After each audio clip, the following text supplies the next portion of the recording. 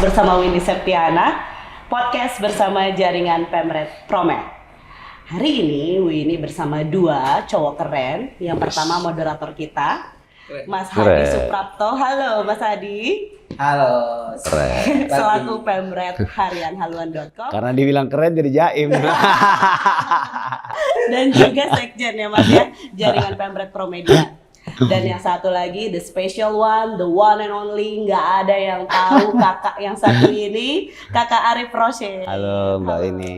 Selamat pagi. Selamat pagi. Beliau adalah komisaris BSI. Mantan. Oh, mantan? Iya mantan. Oke, nanti baru diganti. Oh, baru diganti. Baru resmi. Tergusur. Oh enggak. Baik. Guys, nggak ada yang nggak tahu kan siapa Kak Arif ini. Beliau mukanya sering banget lah kita lihat di layar. Buka pasaran gitu ya. Karir politiknya terus melesat. Awalnya ketika beliau terpilih menjadi BPHMI periode PBHMI. Ya. Ketum PBHMI. Ketum PBHMI periode 2013 2015. Ya. Kemudian Direktur TKN, betul? Wakil Direktur TKN Jokowi K. Ma'ruf. Iya. Di 2019 dan 2024 ini ya naik pangkat lah jadi komandan. Waduh, komandan. Jadi tiap 5 tahun ada peningkatan karir lah ya. Jadi ini markasnya. Kita Selamat datang. TKN Pantang. Selamat datang. Nah, kira-kira gimana sih Mas Arif ini pandangannya untuk politisi muda di era Prabowo Gibran ke depan yang akan dilantik Oktober 2024. Nah, yang udah penasaran pasti Mas Hadi. Kayak mukanya udah mau nanya banget nih. Mas Hadi mau nanya apa sama Kak Arif? Karena dibilang keren jadi agak ini. Iya. Agak rugi. Bajunya udah. Gimana? Mas, saya ini sebenarnya ini apa? Lebih tertarik ke ini beberapa tahun lalu itu kita selalu bertanya-tanya siapa sih Arif Rosyid? Tiba-tiba masuk ke sini, oke lah. Masuk sini sana gitu ya. Ya, sebagai ketua PBHMI 2013, oke itu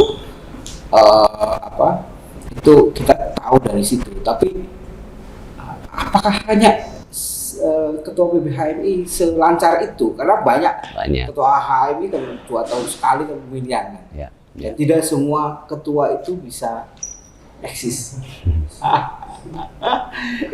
Ini gimana nih ceritanya dari PB kemudian bisa lompat ke beberapa ini termasuk akhirnya masuk ke waktu itu ke Prabowo Ma'ruf ya. Oke. Prabowo Gibran. Ya. Jokowi K. Ma'ruf. Jokowi K. Ma'ruf. Dan kalau sekarang sih orang udah terkenal lah. Kan behind. Iya. Man behind the gun. Iya, yang pertama kalau dibilang tadi ketum PBHMI banyak gitu ya, tapi ya mungkin yang dikenal sama Mas saya ya mungkin karena saya kebetulan memilih jalur ini kali ya, karena sebenarnya banyak juga opsi ya banyak lah beberapa ketum PBHMI yang akhirnya jadi pengusaha juga sukses di sana gitu. Cuma yang akhirnya lebih dalam nih ngurusin politiknya ya kebetulan saya kan. Jadi ya artinya itulah bahwa semua orang punya pilihan hidup masing-masing dan mereka semua ya kita doain lah bisa sukses ya di tempat yang lain. Nah, khusus buat saya secara pribadi ya, saya sebenarnya dari dulu senangnya itu dibilang jadi ikan hidup ya, ikan hidup. Bedanya ikan hidup sama ikan mati itu kan kalau ikan hidup dia akan selalu melawan arus ya. Sesederhana itu dulu, ikan hidup melawan arus, ikan mati itu ikut sama arus. Tapi semakin kesini saya menyadari bahwa ternyata ikan hidup juga itu bisa sesekali ikut arus, gitu ya. Kalau dia mau agak gede, dia akan selalu melawan arus. Tapi kadang-kadang ternyata perlu juga dia ikut arus itu kan, nggak selamanya dia harus ini. Dan itu juga yang kan kalau mau dipikir-pikir ya, aku tuh dokter gigi ya, lulusan dari Makassar. Ya. Terus tiba-tiba pindah ke Jakarta 2010. Itu buat orang tua saya waktu itu ya utamanya ibu ya, karena ibu saya kan dokter gigi. Ya sebagaimana dokter gigi di kampung itu kan pengen anaknya jadi dokter gigi lagi dong ya. Meneruskan. Ya udah punya warisan lah kita ini sebenarnya, ahli waris ya kan. Ahli waris. Ahli waris itu gedung sama pasien-pasiennya kan. Betul. Jadi kalau mau hidup enak sih ya jadi dokter aja waktu itu. Cuma 2010 saya diminta jadi pengurus besar HMI waktu itu. Jadi saya pindah lah. Ya orang tua ibu saya utamanya nangis-nangis karena dia tanda kutip kehilangan ahli waris gitu ya. Pindah gitu 2010, kemudian 2012 saya nyalonin diri jadi ketum PBHMI, alhamdulillah terpilih. Di kongres yang tidak juga mudah karena kongres waktu itu saya lawan incumbent, situasi HMI-nya waktu itu pecah 3. Jadi kandidatnya banyak ya. Kongresnya 1 bulan, 30-an hari, berlangsung di 3 tempat. Tempat pertama di pembukaannya 4 ya. Pembukaannya di Borobudur, sidang-sidangnya di asrama haji yang bakar-bakar asrama haji itu. Kemudian pindah ke Geraha Insan Cita di Depok, terakhir di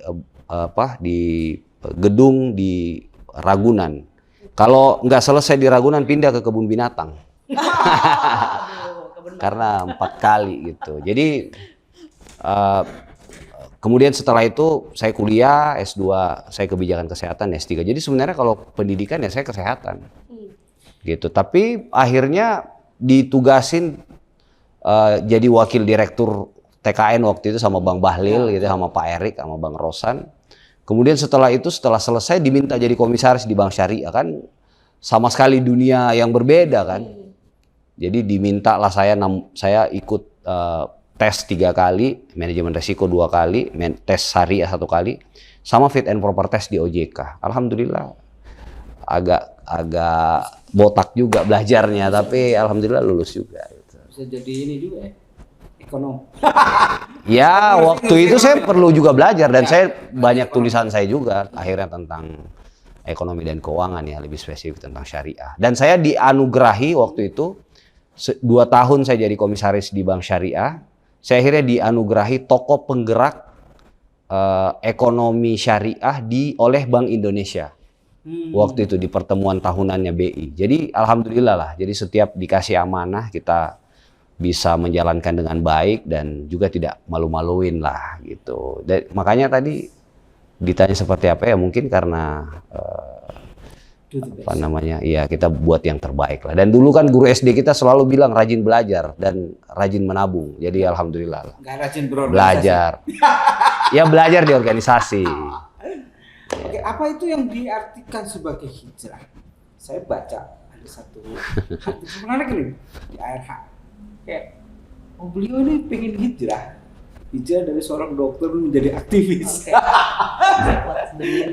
apa ini yang dimaksud? Iya kan, hijrah itu kan selalu ditandai dari berpindah dari keadaan yang baik ke sesuatu yang lebih baik, dari yang buruk ke baik gitu. Jadi selalu ke sesuatu yang lebih baik lah ya. Termasuk waktu saya pindah dari Makassar ke Jakarta ini kan hijrah juga kan. Jadi saya tinggalkan, mungkin kalau anak zaman now sekarang bilang keluar dari zona nyaman.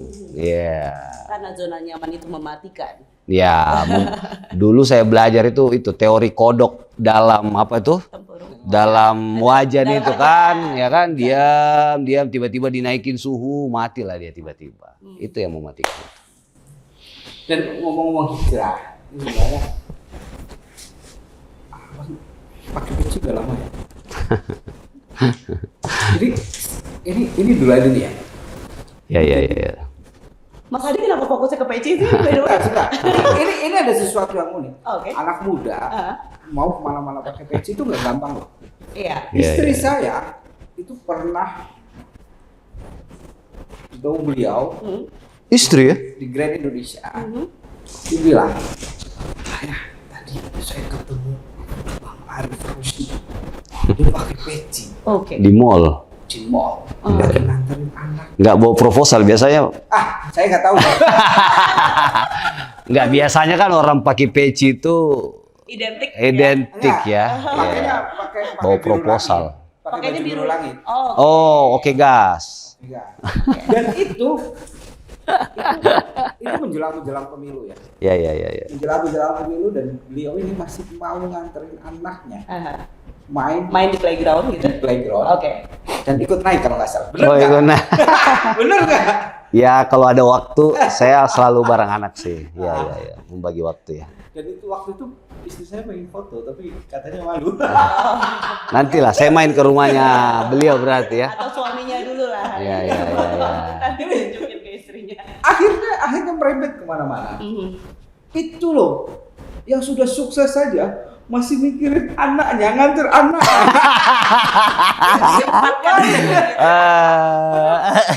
Menjelang pemilu loh. Oh iya. Kalau nggak salah bulan-bulan akhir Januari atau awal Februari itu. Iya. Itu sebenarnya kan waktu yang sangat luar biasa ya. Iya. Padat-padatnya ya. Dan beliau itu masih betul nggak sih sebenarnya?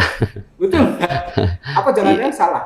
Iya, Kak. Jadi ya sesempit apapun waktu, kalau ada waktu ya tadi ya sesempit apapun itu ya selalu luangkan waktu buat keluarga lah. Apalagi anak saya 4 laki semua. Wah, luar biasa. Gitu. Itu kalau saya nggak ngurusin kecil, gedenya ditonjokin saya. Oh iya benar. Gitu. Jadi ya bagi saya satu kesuksesan juga tuh kalau kita ngurus yang sesuatu yang lebih kecil sukses gitu ya. Ya mudah-mudahan sesuatu yang lebih besarnya bisa lebih sukses. Amin. Gitu. Makanya kan keluarga ini kan miniatur sesuatu yang besar itu ya. Jadi ya saya sebisa mungkin ada waktu luang, sejam 2 jam, kadang-kadang janjiannya di mall gitu ya. Janjian di mall atau misalnya saya ada meeting ketemu orang di mall, lagi cari suara nih di mall gitu kan. Nah, ada waktu-waktu jeda 1-2 jam aku minta istri ajak anak-anak. Gitu. Aku tahu fokusnya tidak. Cari suara di mall. Iya kan biasanya kan ketemu orang, iya dia pas lagi orang partai atau relawan yang mau pindah waktu itu kan. Oke. Iya kan. Mau pindah ke 02, 01, 03 kan kadang-kadang kita mesti menyesuaikan kan. Iya. Bang di mana? Di mall. Ini. Oh ya udah saya datang. Nah, makanya ada beberapa yang akhirnya pindah kan dukungan di sini. Ya. Nah, mungkin itu lobbynya di mall. Gitu. Sorry.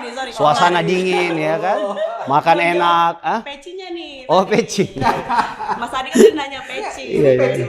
Ini kaitan sama mall tadi karena istri saya langsung Ngah langsung ya notice ya. muda pakai peci itu kan nggak banyak.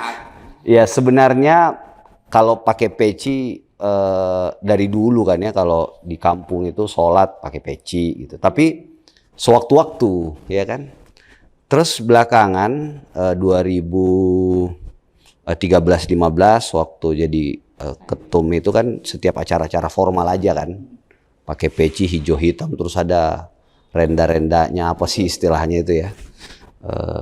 Terus semakin kesini saya belajar ya atau berorganisasi lah di HIPMI, di Kadin gitu ya. Lihat banyak ketemu banyak orang lah gitu kan. Terus kalau di HIPMI kan tradisinya cipika-cipiki, ya kan.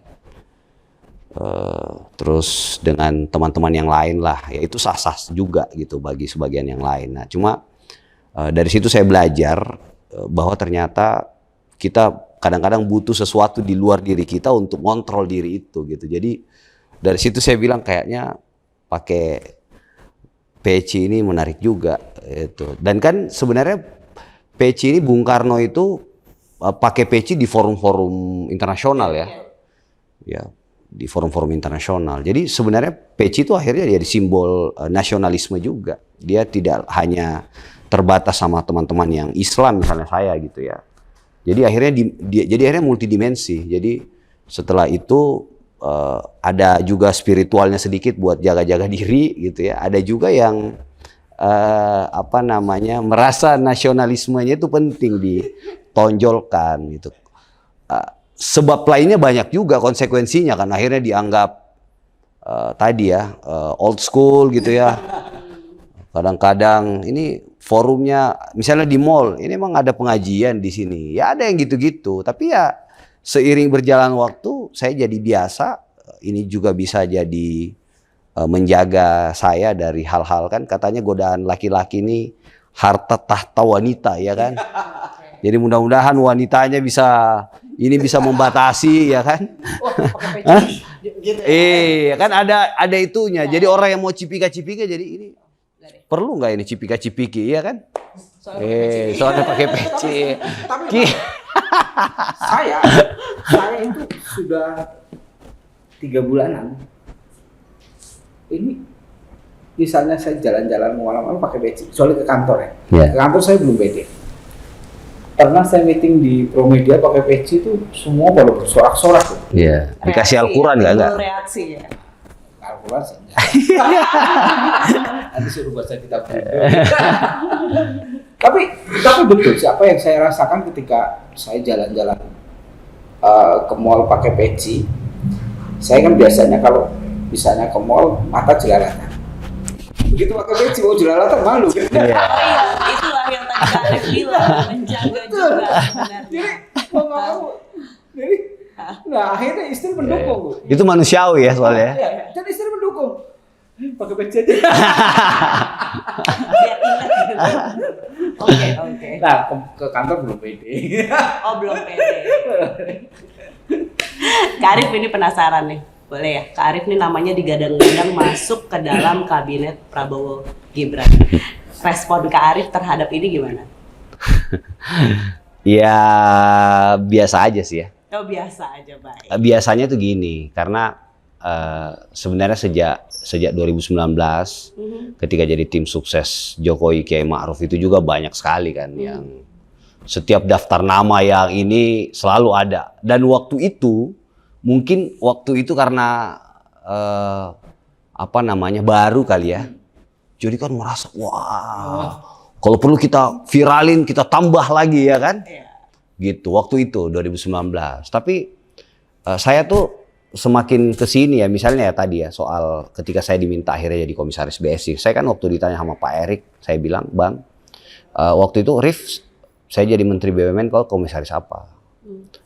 Saya bilang, Bang, setelah menempuh banyak etapa kehidupan ini, mungkin kasih saya ruang yang saya bisa punya banyak manfaat buat orang lain. Waktu itu ditanya, manfaat itu maksudnya apa? Ya salah satunya teman saya banyak di daerah-daerah.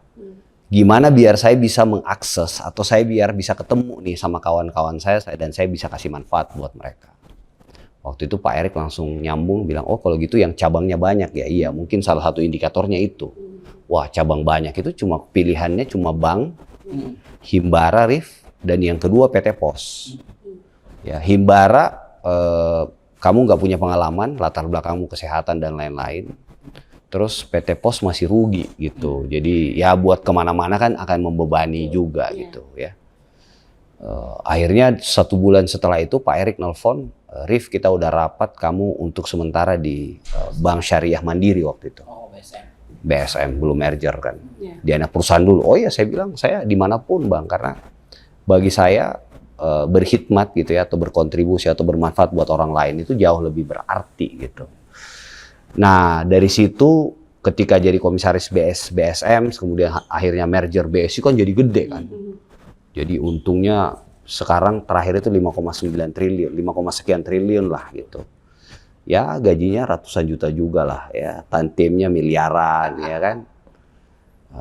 Kemudian akhirnya saya mundur jadi, itu kan juga karena ya jadi tanggung jawab saya juga kan untuk melanjutkan apa yang sudah diletakkan oleh Pak Jokowi dan pengen memenangkan Pak Prabowo dan Mas Gibran ya. Karena Pak Prabowo figur yang saya kira orang senior yang memberi ruang buat anak muda itu ada tapi tidak banyak di Indonesia ini, dan figur anak mudanya Mas Gibran ini sesuatu yang saya perjuangkan sejak 14 tahun yang lalu lah. bagaimana mendorong bonus demografi dan pembangunan kepemudaan. Nah, dari perjalanan demi perjalanan itu, saya akhirnya tidak lagi punya banyak ekspektasi ya. Saya bermimpi seperti ini saja itu kan udah jauh sekali kan. Saya dulu mimpinya jadi dokter, jadi apa, terus tiba-tiba jadi seperti ini. Jadi bermimpi untuk jadi jadi kabinet aja saya ya nggak berani lah gitu ya. Ya makanya saya lakukan semuanya dengan baik saja, nothing tulus, segala macam ya biar urusan itu ya urusannya Pak Prabowo dan Mas Gibran lah. Saya juga nggak mau menjadikan diri saya beban gitu ya, atau jadikan diri saya juga ini beban pikiran juga, saya nggak mau. Sakit ntar kita ya kan, mimpinya ketinggian terus tiba-tiba ini. Jadi ya makanya tadi akhirnya ya kadang-kadang jadi ikan hidup yang ikut arus. Yang penting sudah mengantarkan. Ya kan, dan alhamdulillah ya Pak Prabowo kan di salah satu media internasional bilang kan, setelah 3 kali berproses akhirnya menang karena kontribusi besar dari suara orang muda gitu. Jadi ya itu sebuah kebahagiaan lah buat kami-kami yang kemarin ikut bantu gitu. Dan peran. Dan setelah ini menang, harapan dari seorang Arief Rashid untuk pemerintahan ke depan seperti apa sih? Sebagai wakil anak-anak muda. Ya. Nah, ini menarik. Seperti yang saya sampaikan tadi ya, saya berjuang ini sejak 14 tahun yang lalu ya. Jadi waktu itu saya mulai bicara tentang bonus demografi dan pembangunan kepemudaan itu sejak awal pindah ke Jakarta gitu. Ketemu dengan satu instansi ke instansi yang lain. Sampai akhirnya ketika saya terpilih 2013-2015, saya diundang tuh ke istana gitu. Satu-satunya organisasi yang bawa dokumen waktu itu kami nyodorin waktu itu bagaimana agar kebijakan pembangunan kepemudaan itu bisa lintas sektor. Jadi selama ini kan orang mikirnya urusan pemuda ini cuma urusan Kementerian Pemuda dan Olahraga. Padahal urusan pemuda ini lintas sektor karena jumlahnya sedemikian besar kan. 56 sekian persen lah gitu kalau kita mau tarik milenial ke bawah ya.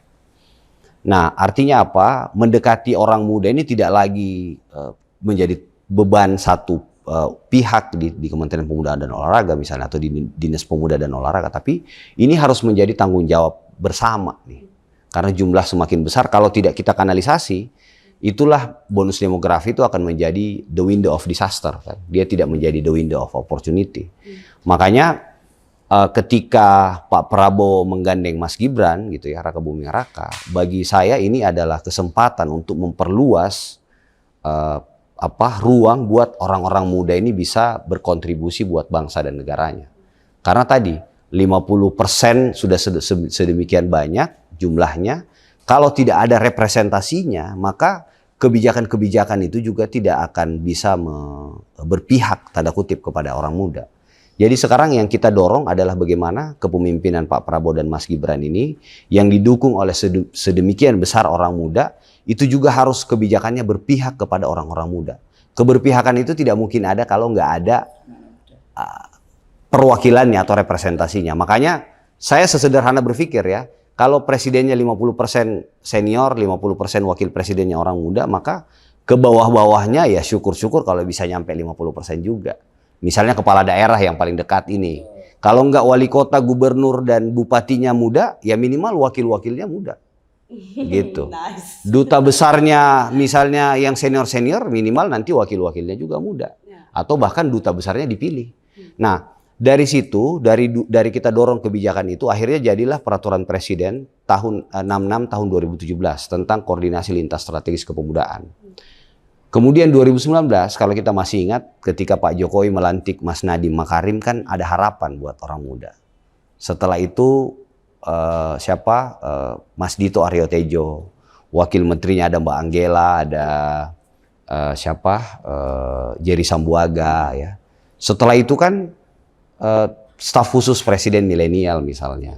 Saya di BUMN Pak Erick Thohir itu concern betul ya, 10% alokasi buat direktur komisaris buat anak muda. Jadi sekarang ini mindset elit kita sudah menuju ke sana. Nah, kita pengen memperluas lagi, menambah lah kuota itu gitu. Apalagi kan tadi kontribusinya besar.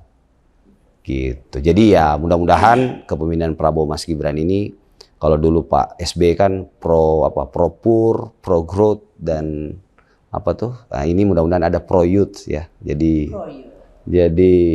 kepemimpinan atau pemerintahan yang berpihak kepada orang muda. Nah ini anak-anak muda, terutama untuk yang kuliah, itu menurut Bang ARH, apa sih yang harus dilakukan supaya bisa ikut memanfaatkan bonus demografi itu? Karena selama ini kan kalau kita lihat ya tidak sedikit juga orang-orang yang hanya leha-leha scroll TikTok berjam-jam, mager. Ya betul. Nah ini seperti apa nanti kira-kira anak-anak muda yang bisa? Ya, jadi memang kalau kita lihat di survei Kompas terakhir itu kan dari tahun sebelumnya 22% lulusan kuliah dan SMK itu bisa diterima ke lapangan kerja, ini cuma 22% loh. Jadi dari 100 orang yang lulus, cuma 22 orang yang diterima kerja. Nah ternyata tahun kemarin 2022-2023 itu tinggal 13% loh. Ya, turun ya. Gitu, semakin turun. Jadi artinya apa? Memang jumlah besar kalau tidak berhasil kita maintain ini akan menjadi tadi the window of disaster. Kita nggak akan dapat peluang bonus demografi sebagaimana momentum ya yang datang sekali dalam seumur hidup bangsa ini. Sehingga menurut saya anak-anak muda yang pertama ya tentu harus belajar dimanapun dia berada ya. Kan dulu kita diajarin tuh semua sekolah, semua tempat adalah sekolah, semua orang adalah guru ya. Jadi belajar dimanapun, oleh siapapun, kapanpun gitu ya, dengan beragam. Tentu belajar itu mengambil kebaikannya dan meninggalkan keburukannya ya. Banyak juga orang yang belajar semua ditelan mentah-mentah ya. Jadi baik buruknya semua ditelan gitu, nggak boleh juga. Kita harus pandai memilah. Yang kedua saya kira yang paling penting juga adalah bagaimana membuka atau memperluas jaringan seluas-luasnya. Karena saya di titik ini merasa betul bahwa jaringan itu segalanya. Makanya waktu begitu hijrah ke Jakarta, saya punya satu catatan yang tidak pernah saya lupa bahwa saya harus ketemu 10-15 orang berbeda setiap hari. Jadi bayangkan Jakarta yang macet ini, waktu itu belum ada Gojek gitu ya. Harus ketemu 10-15 orang tiap hari gitu. Itu di things to do list gitu? Betul. Jadi itu, jadi ketemu segala macam. Nah jaringan, akhirnya setelah membuka jaringan, yang terakhir mungkin yang penting juga buat anak-anak muda itu kita harus selalu menanam kebaikan sebanyak-banyak dan seluas-luasnya. Karena menanam kebaikan ini kita juga yang pasti akan menuai itu. Nice. Gitu. Jadi ya menurutku 3 hal itu ya. Jadi belajar, yang kedua memperluas silaturahim ya atau membuka jaringan. Yang ketiga ya kita perlu menanam semakin banyak kebaikan. Karena seperti saya ini, akhirnya saya lamar kerja itu nggak pernah pakai ijazah kan. Bahkan dilamar gitu, mau ini mau itu. Setelah saya selesai kemarin mundur jadi komisaris kan, tawaran itu datang lagi, tawaran dari sini dari sana. Jadi cukup dari namanya. Bukan ya dari apa? Bukan dari klinik kan? Ah itu kalau itu lain lagi tuh usaha. Jadi orang hampir tiap hari datang ke sini pengen kerjasama usaha sama kita. Jadi ya alhamdulillah lah. Wow, luar biasa. Sebagai kaum muda nih, padahal udah gak muda itu lagi. sebenarnya catatan terakhir itu yang paling menarik. Iya. Karena betul anak-anak muda sekarang ini kadang-kadang kurang Agak khawatir gitu ya. Kalau saya berbuat baik nanti dampaknya buat orang lain. Padahal nggak ada itu. Kita yang nanam, kita yang tua. Overthinking sendiri sih mereka biasa. Overthinking. Gensi banget ini. Jaringan adalah segalanya. Nice. Nah. Dapat banget nggak sih podcast hari ini? Thank you ya. Daging. Mudah-mudahan daging semua. Ya tulang dikit ada lah, biar jadi konro. Oke, Mas Adi ya. Thank you. Bye. Bye dulu boleh. Oh, bye.